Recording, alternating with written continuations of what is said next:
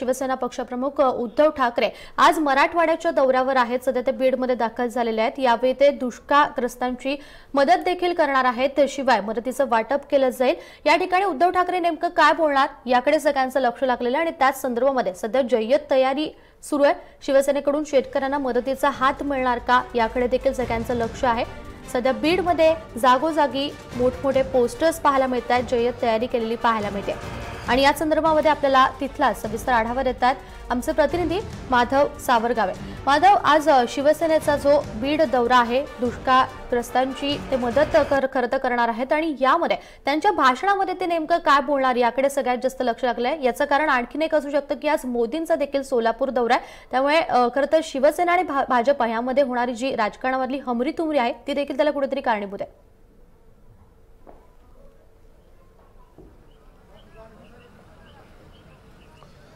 अमृता, नक्कीच सर्वार्थानं म्हणजे दुष्काळ आणि राजकारण या दोन्ही अंगानं उद्धव ठाकरे काय बोलतात याकडे सगळ्यांचं लक्ष असणार आहे।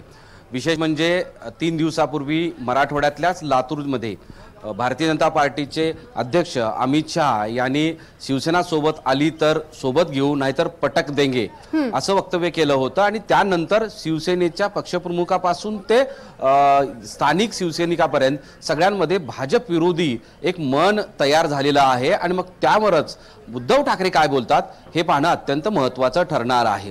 मी सध्या बीडमधल्या त्यांच्या त्या व्यासपीठावर आहे, ज्या व्यासपीठावरून साधारणतः 1-2 तासानंतर त्यांचं भाषण सुरू होणार आहे। मात्र तत्पूर्वी उद्धव ठाकरे यांचा दौरा हा मराठवाड्यासाठी आणि विशेषतः दुष्काळग्रस्त शेतकऱ्यांसाठी महत्त्वाचा ठरणार आहे, कारण ऑक्टोबर पासून मराठवाड्यातली जनता ही दुष्काळामध्ये होरपळत आहे। अशा परिस्थितीमध्ये केवळ राज्य सरकार आणि केंद्र सरकारकडून घोषणांचा पाऊस पडतो आहे, मात्र या शेतकऱ्यांच्या पदरात काही पडत नाही आणि मग ते पडत नाही हे दाखवण्यासाठी पुन्हा शिवसेना मैदानात उतरल्याचं चित्र सध्या दिसतं आहे।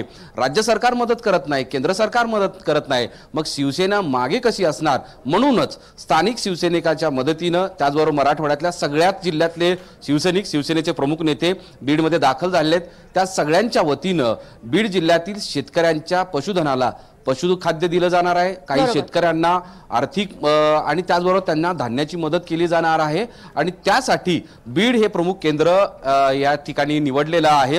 मराठवाड्यातील 8 जिल्ह्यामध्ये सध्या भीषण दुष्काळी स्थिती आहे आणि या काळामध्ये 80% समाजकारण आणि 20% राजकारण अशी भूमिका शिवसेनेने घेत ही मदत मोहीम हाती घेतलेली आहे। सुरुवातीला मी सांगतो की आता थोड्याच वेळात म्हणजे साधारणतः 20 मिनिटांमध्ये उद्धव ठाकरे हे हेलिकॉप्टरनं बीडमध्ये दाखल होत आहेत। त्यानंतर बीड जिल्ह्यातल्या एका जवळा गावामध्ये तिथं शेतकऱ्यांशी संवाद साधणार आहेत, तिथं शेतकऱ्यांना मदत करणार आहेत आणि त्यानंतर या व्यासपीठावरून सुद्धा ते शेतकऱ्यांशी संवाद साधणार आहेत। महाराष्ट्राची ते नेमकं काय सांगणार आहेत हे महत्त्वाचं ठरणार आहे। या बाजूला जर बघितलं तर मी महेशला असं सांगेन की इथे मोठ्या संख्येनं मराठवाड्यातले वेगवेगळे शिवसैनिक आलेले आहेत आणि इथे पोते ठेवलेले आहेत। हे आहे पशुधन खाद्य, म्हणजे जनावरांना देणारा चारा जो आहे तो या ठिकाणी आहे आणि तो चारा वाटप या ठिकाणी केलं जाणार आहे। हा एक सगळ्यात महत्त्वाचा भाग आहे। त्यानंतर मग ते गेवराईमध्ये म्हणजे तिथं भाजपचा आमदार आहे, त्या ठिकाणी शिवसेनेची ताकद वाढवण्याचा प्रयत्न शिवसेनेच्या वतीनं आहे आणि तिथेही दुष्काळी भाग आहे, अशा ठिकाणी ते जाणार आहेत। त्यानंतर मग जालन्यामध्ये जाणार आहेत, जालना, बदनापूर अशा ठिकाणी त्यांचा दौरा आहे। नंतर मग औरंगाबादकडून ते मुंबईला जातील। हा त्यांच्या आजचा दौऱ्याचा हा दिनक्रम आहे, त्यांच्या शिवसेनेच्या वतीनं केली जाणारी मदत आहे। मात्र या दौऱ्याकडे सगळ्यांचं लक्ष याच्यासाठी आहे की अमित शहा यांना ते उत्तर काय देणार। परवा अमित शहा यांचं वक्तव्य आल्यानंतर एक प्रेस नोटच्या माध्यमातून शिवसेनेनं आपलं म्हणणं काय ते मांडलेलं होतं, मात्र आज या व्यासपीठावर या सगळ्या लोकांच्या समोर काय बोलतात हे अत्यंत ऐकणं महत्त्वाचं ठरणार आहे। आणि दुसरीकडे सोलापुरामध्ये त्याच काळामध्ये त्याच वेळेमध्ये देशाचे पंतप्रधान नरेंद्र मोदी सुद्धा असणार आहेत आणि एक जुगलबंदी या महाराष्ट्रामध्ये आज पाहायला मिळणार हे मात्र नक्की दिसतं आहे, कारण 3 दिवसापूर्वी भारतीय जनता पार्टीच्या राष्ट्रीय अध्यक्षांनी महाराष्ट्रामध्ये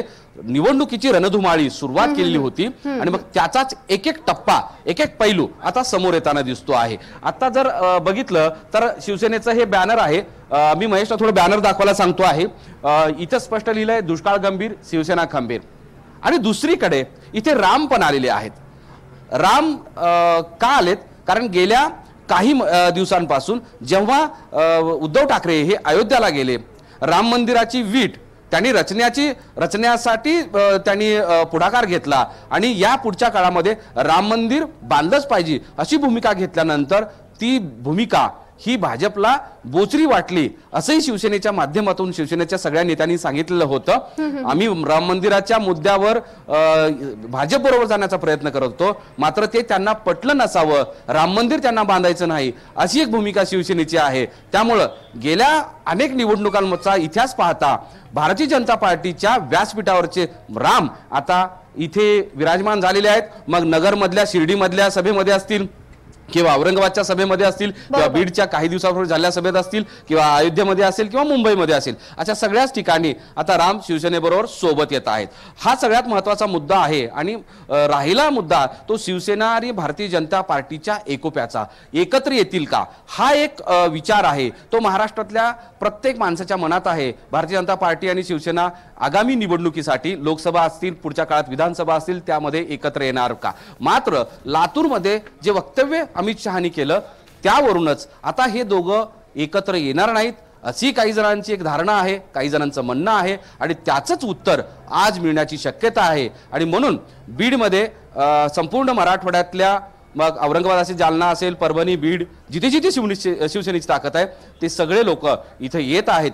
या व्यासपीठावरून केवळ महाराष्ट्राच्या समोर आपली भूमिका मांडणारच आहेत असं नाही, तर शिवसेनेचे नेते, पदाधिकारी यांच्या समोर सुद्धा ते भूमिका मांडतील असं शिवसेनेच्या वरिष्ठ नेत्यांचं म्हणणं आहे। काही वेळापूर्वी आपण रामदास कदम यांच्याशी बोललो, ते असं म्हणाले की भारतीय जनता पार्टीने जास्त बोलू नये, ज्या पद्धतीनं अमित शहानी पटक देगे असं सांगितलं होतं त्याला उत्तर आम्ही देणार, शिवसेना खंबीर आहे, अगदी खरं आहे। खरं तर मुद्द्यांवर भाजपा कुठेतरी अपयशी होताना दिसते, तेच मुद्दे बरोबर शिवसेनेनं काबीज केल्याचं दिसून येतं आणि त्याच ठिकाणी शिवसेना खंबीर आहे दाखवण्याचा हा प्रयत्न आहे। धन्यवाद माधवी या सगळ्या सविस्तर आढाव्यासाठी।